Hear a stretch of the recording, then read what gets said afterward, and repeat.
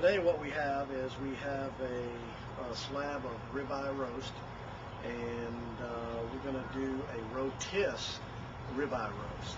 And just to kind of give you an idea of what we do with this, first thing that I do on a ribeye roast that I'm going to rotisserie, I'm going to go ahead and cut off the tail here.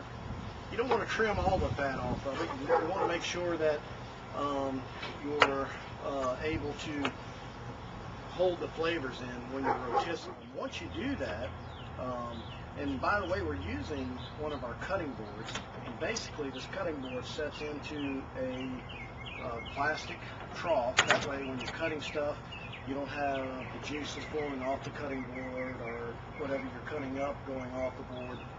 It actually falls down here, makes it easy to clean, doesn't make a whole big mess on your cabinet.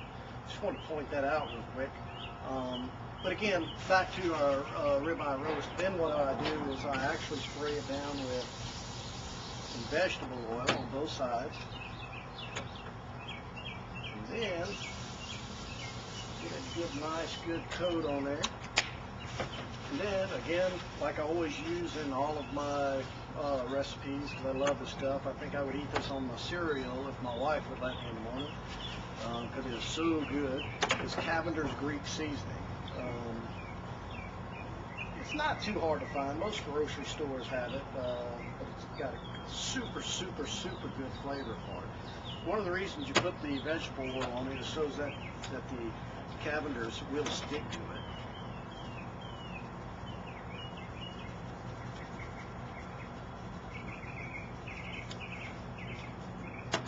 Boy, it sure is a pretty day out here today. You got the birds singing in the background, sunshine, just a really good Louisiana day.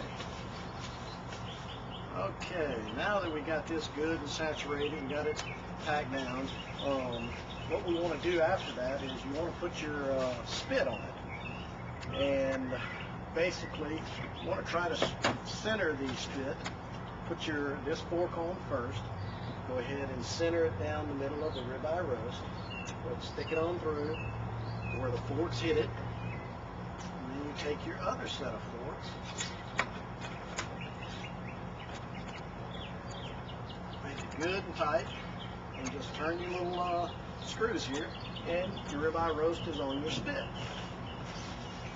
And then, once you put this thing on the grill, I have my little pan here that I've cut up some bell peppers, both green and orange, and then I have some onions, and then I also have some garlic, and then I mix all that up there,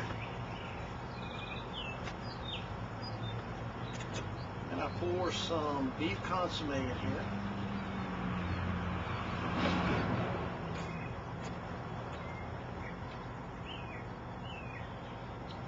And then my favorite, bell peppers, or I'm sorry, some jalapenos. Mix it all up real good.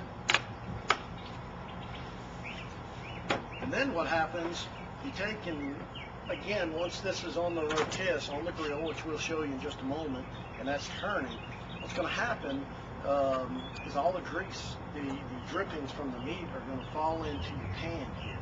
And at the same time, it's going to be steaming up because of the heat, keeping the moisture in the meat and all of this flavor into the meat.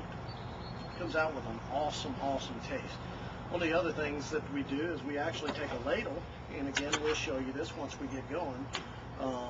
And as it's turning, every 15-20 minutes, we'll walk over to it and baste it with all of this right here. So, very simple recipe. You know, depending on where you buy it at, ribeye roast is going to run you anywhere, depending on the size, anywhere from 40 to 100 bucks. But it's awesome. It's absolutely awesome. So we're going to come back in just a moment. We're going to put it on our rotisserie. We're going to show you how we put the pan under there, and then we're going to go ahead and start browning it.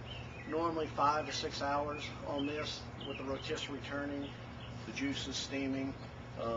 It doesn't, you know, that's about how long it takes. Again, it all depends on the size of the meat.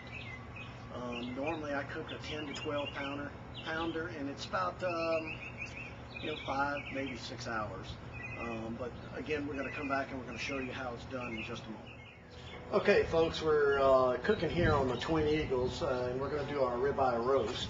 As you can see, we put our pan under our meat, and we positioned our rotisserie rod on the motor.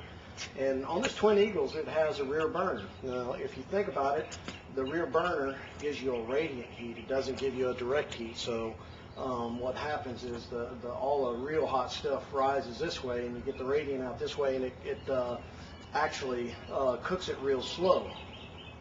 And it's also going to heat up this pan to where we have all these moisture, our bell peppers, our onions, our jalapenos, our beef consomme.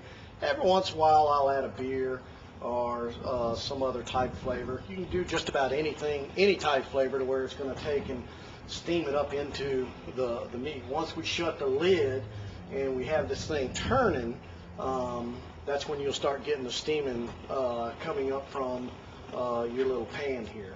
So we're going to go ahead and turn our rotisserie on. And one of the other things that, again, like I mentioned before, what I like to do is get these juices right here and just pour them over the meat probably every 10 or 15 minutes. If you want to keep the, just a really good flavor in it. And most of your high-end medium-range gas grills these days come with really good rotisserie. And what you want to make sure when you're shopping for a grill with a rotisserie, you want to make sure that it's a very long rotisserie. You don't want a little one for a piece of meat like this, because you're not going to get the good radiant heat off of it. Twin Eagles does a really good job at putting a long rotisserie on it, and of course, again, it's got the ceramic radiant material on it. So we're going to go ahead and shut the lid here, and we'll come back and show you in just a minute how our ribeye roast turns out. But I can guarantee you that you cook this at the party, you're going to be the star. You're going to be the star of the show, because this simple recipe just comes out absolutely wonderful. And keep in mind, you can brown the outside of it and then take it off and cut it up into steaks if you want, but I like to do it for an appetizer.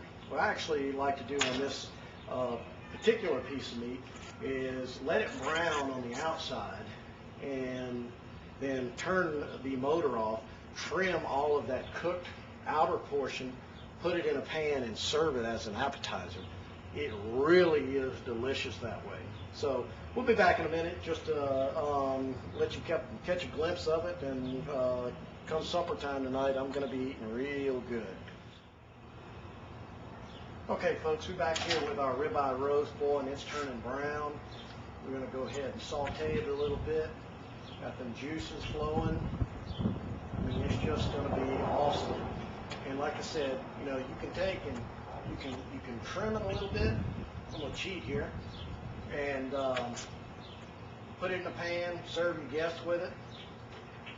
But the flavor that comes off of it from basting it and from it steaming up into the meat, and just the slow cooking process, is phenomenal. Anyway, now you have it. You have our famous ribeye roast. I've let my secrets out. And I really encourage you to go ahead and try this at home on your current rotisserie. And if you don't have rotisserie, when you do get one, I encourage you to go ahead and try it, because this is just a fabulous, simple recipe. Again, thank you for watching us here at Shop.